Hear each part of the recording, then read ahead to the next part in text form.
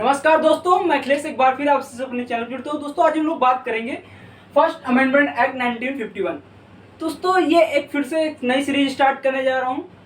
ये सीरीज इस वो महत्वपूर्ण अमेंडमेंट मैं आपको पढ़ाऊँगा, समझाऊँगा जो हमारे कॉन्स्टिट्यूशन में अभी तक हुए हैं, जितने भी महत्वपूर्ण हुए हैं, जो आज तक एग्जाम में पूछे गए, जो पूछे जाने की शंका है, उन सभी के बारे में हम चर्चा करेंगे। तो चलिए हम बात करते हैं आज पहला अमेंडमेंट एक्ट 1951 में क्यों हुआ। देखो इतिहास में जो हमारा कॉन्स्टिट्यूशन बन के तैयार हुआ तो 1950 में अपनाया गया, 26 जनवरी 1950 को अपनाया गया और 1951 में ही आप देख रहे हैं फर्स्ट अमेंडमेंट एक्ट हो जाता है।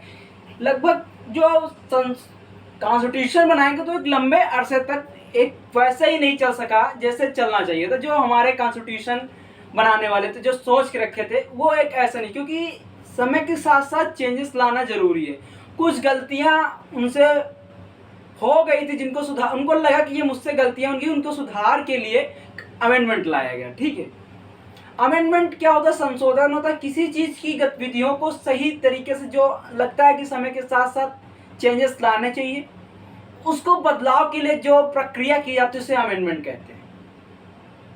संसद में दो तरीके से अमेंडमेंट होते हैं, एक होता है 50+1 से और एक होता है 2/3 मेजॉरिटी। ठीक है, ये संशोधन होते हैं। कौन कौन से विधेयक 50+1 से होते हैं, कौन कौन से विधेयक 2/3 मेजॉरिटी होते हैं, ये सब बात की बातें हैं। इनके बारे में हम चर्चा करेंगे जब हम पॉलिटिकल लेक्चर पढ़ाएंगे आप सभी को।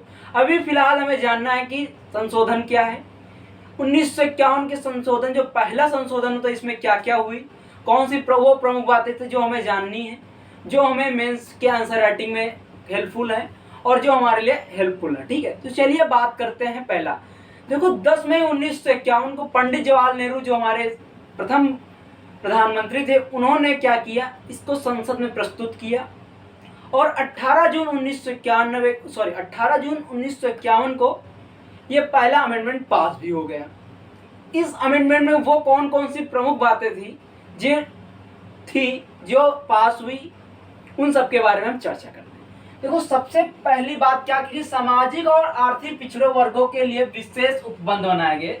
यानी कि जो सामाजिक रूप से, जो सोशलिक रूप से और इकोनॉमिक रूप से पिछड़े हुए थे, उनके लिए, जो सोशल और इकोनॉमिक रूप से पिछड़े हुए थे, उनके लिए विशेष उपबंध बनाए गए। यानी उनकी भी ग्रोथ की जा सके, क्या की जा सके, उनकी भी ग्रोथ की जा सके।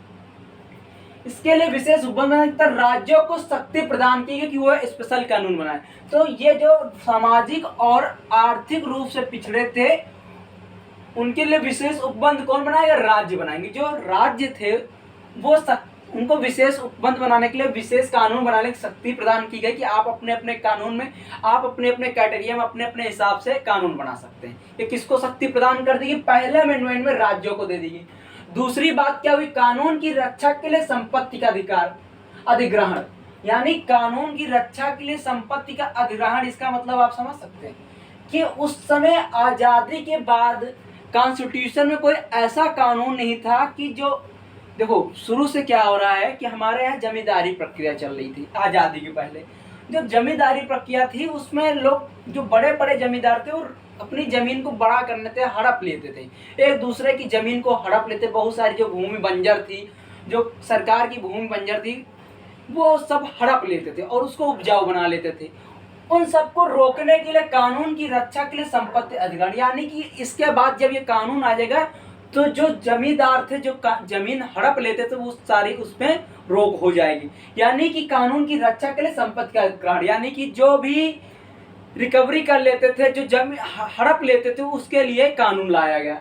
तीसरी बात क्या की गई? भूमि सुधार एवं न्यायिक समीक्षा से जुड़े कानून 9वीं अनुसूची में शामिल किया गई। और इसी पहले अमेंडमेंट में आप सभी को पता है, जब संविधान बना उस समय हमारे कितने संविधान में कितनी अनुसूची थी? तो 8 अनुसूची थी। तो पहले अमेंडमेंट एक्ट द्वारा, यानी फर्स्ट अमेंडमेंट एक्ट द्वारा कौन सी अनुसूची जोड़ी गई? ये 9वीं अनुसूची जोड़ी गई। तो पहले अमेंडमेंट एक्ट से कौन सी अनुसूची जोड़ी गई? 9वीं अनुसूची, जो भूमि सुधार एवं न्यायिक समीक्षा के लिए थी, जो भूमि सुधार एवं न्यायिक समीक्षा के कानून से जुड़ी थी। तो 9वीं अनुसूची कब जोड़ी गई? 1951 में जोड़ी। किस अमेंडमेंट द्वारा? पहले अमेंडमेंट यानी फर्स्ट अमेंडमेंट एक्ट द्वारा 1951 में जोड़ी गई। उसके बाद सबसे महत्वपूर्ण बात एक और है, विचार एवं अभिव्यक्ति पर 3 बड़े प्रतिबंध लगाए गए। देखो हमारे कानून में फंडामेंटल राइट्स में यानी मौलिक अधिकारों में हमें विचार एवं स्वतंत्रता एक मौलिक अधिकार है जो भाग 3 में आता है 12 से 35 में। उसमें आर्टिकल विचार एवं अभिव्यक्ति की स्वतंत्रता 19 पे आता है। ठीक है, जो हमें बोलना है, हमारी स्वतंत्रता है, उन सब का आर्टिकल है 19। उसमें क्या विचार एवं अभिव्यक्ति की स्वतंत्रता, उस पर 3 बड़े प्रतिबंध लगाए गए। पहला क्या है, लोक आदेश। अगर लोक आदेश मतलब प्रशासन आदेश, अगर हमारी सरकार ने कोई आदेश दिया तो वह हर इंडिविजुअल इंसान को मानना है जो भारत का नागरिक है, भारत का है या कोई विदेशी नागरिक है जो भारत भ्रमण पे आया, उस सभी को मानना है ये लोक आदेश। यानी इस पर आप कोई एक्टिविटी नहीं कर सकते, यानी कि लोक आदेश आपको मानना ही माना। दूसरी जो महत्वपूर्ण बात क्या था, विदेशी राज्यों के साथ संबंध। जो विदेशी राज्यों के साथ हैं आप संबंध तो बना सकते हैं, लेकिन कोई ऐसे संबंध नहीं बना सकते हैं जिससे देश के लिए हानि हो। ठीक है, तो क्या है विदेशी राज्यों के साथ संबंध, यानी आप एक कानून के अंतर्गत ही विदेशी राज्यों के साथ संबंध बना सकते हैं, उस पर कानून लाएगा। तीसरा कानून क्या था, किसी अपराधों के लिए भड़काना, किसी को अपराधों के लिए भड़काना, ये कानून था। तीसरा कानून लाएगा, क्योंकि आप विचार और व्यक्ति स्वतंत्रता में ये कुछ ऐसा नहीं बोल सकते कि किसी लोगों को कानून के लिए भड़का देना, कि भाई कानून के खिलाफ भड़का देना। ठीक है, अपराध के लिए भड़का देना, ये प्रमुख बात हुई। उसके बाद हमारे पहले अमेंडमेंट एक्ट में और कुछ चीजें जोड़ी गई। सेंट्रल रेलवे जो था यानी मध्य रेलवे वो जोड़ा गया, सेंट्रल रेलवे जोड़ा गया। ठीक है, सेंट्रल रेलवे की स्थापना की गई।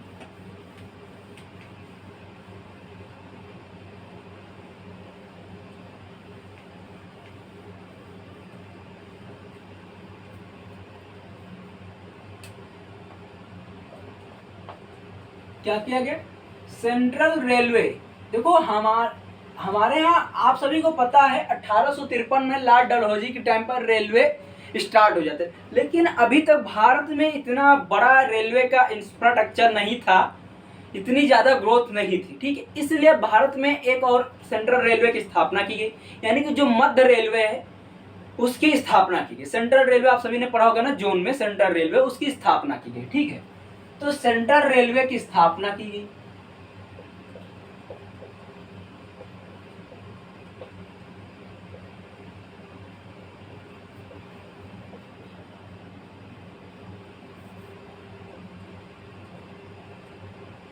और एक प्रमुख बात यह हुई कि जो राज्य थे जो व्यापार कर रहे थे उनको सिर्फ इसलिए अवैध नहीं घोषित कर दिया जाए कि वो उन्होंने उल्लंघन किया है, उसके अंतर्गत कानून बनाए गए। क्या कानून बनाए गए,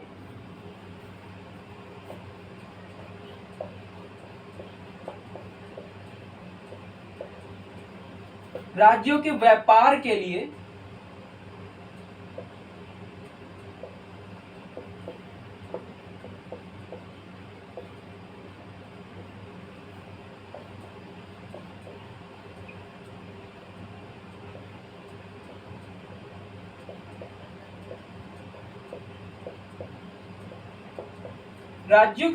के लिए कानून बनाए गए। ये थे हमारे पहले अमेंडमेंट में कुछ प्रमुख बातें जो हमारे संविधान संशोधन के पहले अमेंडमेंट में हुई थी। अगर फिर भी आपको कोई डाउट है तो आप मेरे इंस्टाग्राम पेज पे कमेंट बॉक्स में कहीं पे भी मुझे मैसेज कर सकते हैं, कहीं भी मुझे मैसेज करिए। मेरा इंस्टाग्राम पेज है अखिलेश 6872, आप वहाँ पे मुझे फॉलो करिए, मुझे मैसेज करिए और प्लीज़ चैनल को लाइक करें, शेयर करें, सब्सक्राइब करें। थैंक यू दोस्तों, बाय, गुड नाइट, जय हिंद दोस्तों, बाय बाय, जय Hind. Stay home, stay safe, जय